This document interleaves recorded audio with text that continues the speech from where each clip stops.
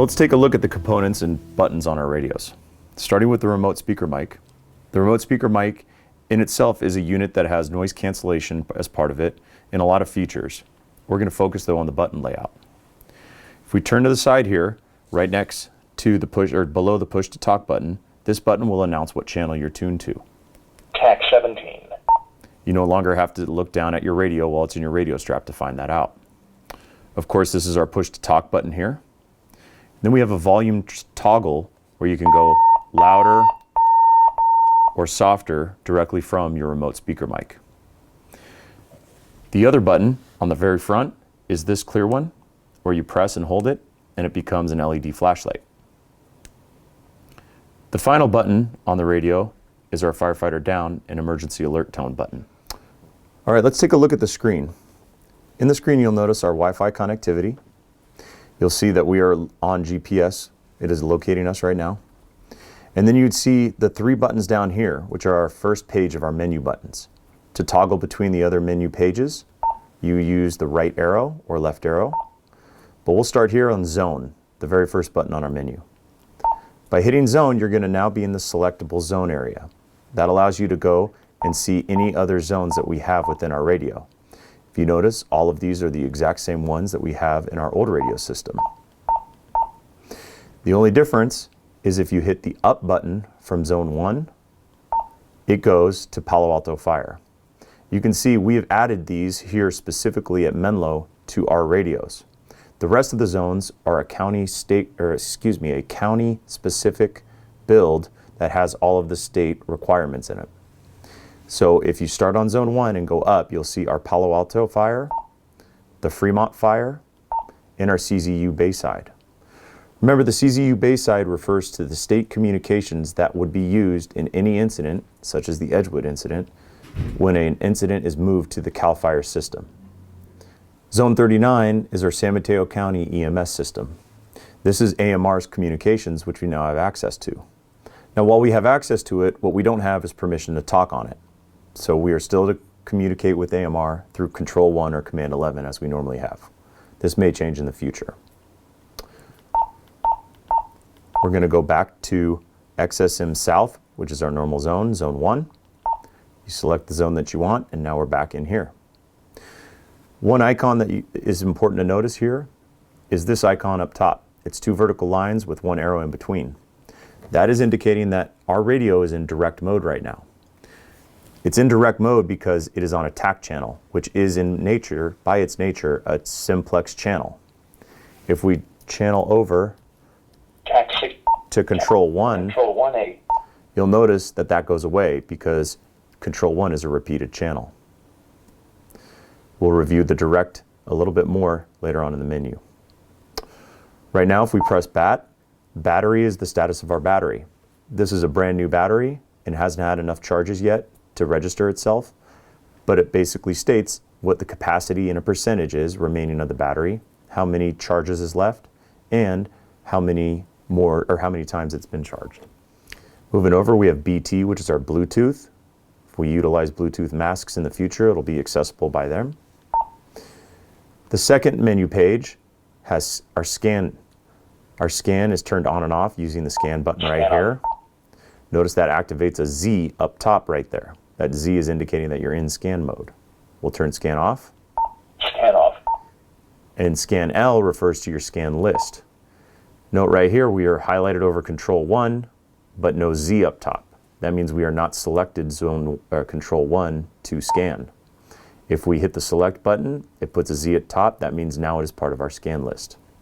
To remove something from a scan list, you either press select or you can press delete and it'll take it off the scan list.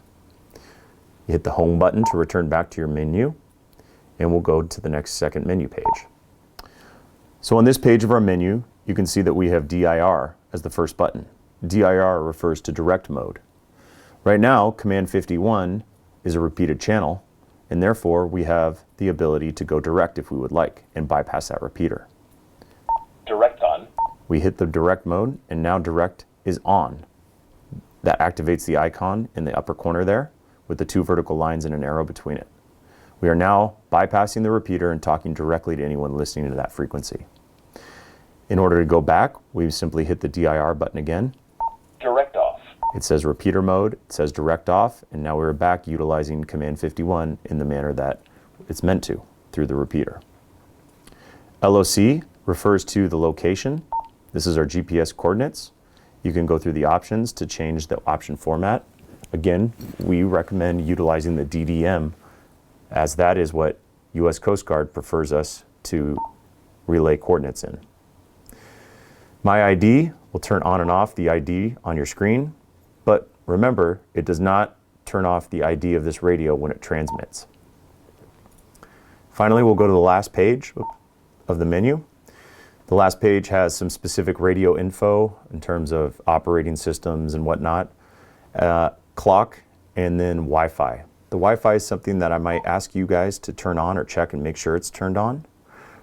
If we push an update out, the Wi-Fi has to be activated for it to receive it, so we always want to leave the Wi-Fi system on. Hit exit, and we'll hit home to go back to our main menu. And that's an overview of the Motorola Portable and its menu and functions. Let's talk about the TAC channel transmit tone. The TAC channel transmit tone is the blast of the information of the radio identifier who's speaking on the TAC channel. In this case, it's spare 7. Anyone else on TAC 17, when I hit that button, is going to see that spare 7 is transmitting. The tone itself is that packet of information being sent out. I'm going to push my push to talk button. You hear the TAC channel transmit tone hit, and at the conclusion of that tone, I can speak. If I start speaking while that tone is still going, I will be cutting off myself and no one will hear that audio. We just have to be aware that when we want to transmit something, we push, hold, wait for the tone to finish, and then speak. All right, let's review how to activate the firefighter down tone. Other agencies have had this capability, and with these new radios, we will too now. Firefighter downtone is made to be used only by firefighters who are in need of an emergency help, such as a RIC deployment or some other life-threatening situation. In order to activate it, you utilize one of the two buttons, the one located on your top of your remote speaker mic, or the one on top of the radio. To activate it, it's a 2-second hold. At that point, this radio will go into emergency alert mode. The radio over here will show what radios say that are on that same TAC channel when you activate it as the firefighter who needs help. There's going to be a loud audible alert followed by a broadcast. On this radio, you'll see the Squad 401 Captain 1 who is transmitting the emergency tone. So we pick it up, we press and hold the button for 2 seconds.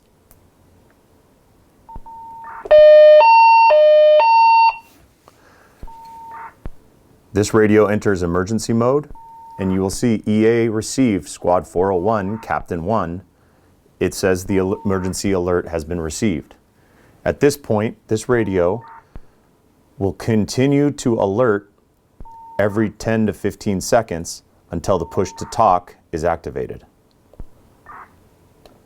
I have now pushed to talk. You can see emergency call Squad 401, Captain 1. This radio was broadcasting. Now this radio over here will return back to its normal operation, but my radio on this side that I've done the emergency alert from stays in its emergency mode. This will continue to do so until we manually take it out of that. The thought process of keeping this in emergency alert mode after broadcasting an emergency alert is so that it has the flashing LED light for visual location of a downed firefighter in a smoky environment, as well as the fact that when I transmit, it's showing I'm still an emergency call anytime I transmit.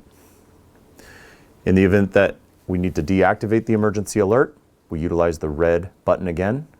We depress it, hold for 2 seconds, and now this radio returns back to its normal operation. So let's discuss the life safety alert tone. The life safety alert tone is only for the incident commander upon learning of some life safety hazard and deeming it necessary to do a roll call for that life safety hazard. This will not activate an emergency alert mode on this radio or in any radio receiving it.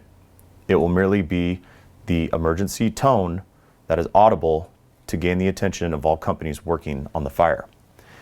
In order to do this tone, the incident commander will pick up his remote speaker mic, whether it's from the portable or the mobile. He will depress the push to talk button. He will wait for that transmit tone to finish transmitting, and then he will push the orange button. As long as I'm holding down the push to talk button, it will continue to make that tone. Once that tone is made, the incident commander will again announce the life safety alert and initiate a roll call of all companies on scene. Once again, this is only for the incident commander, not line personnel.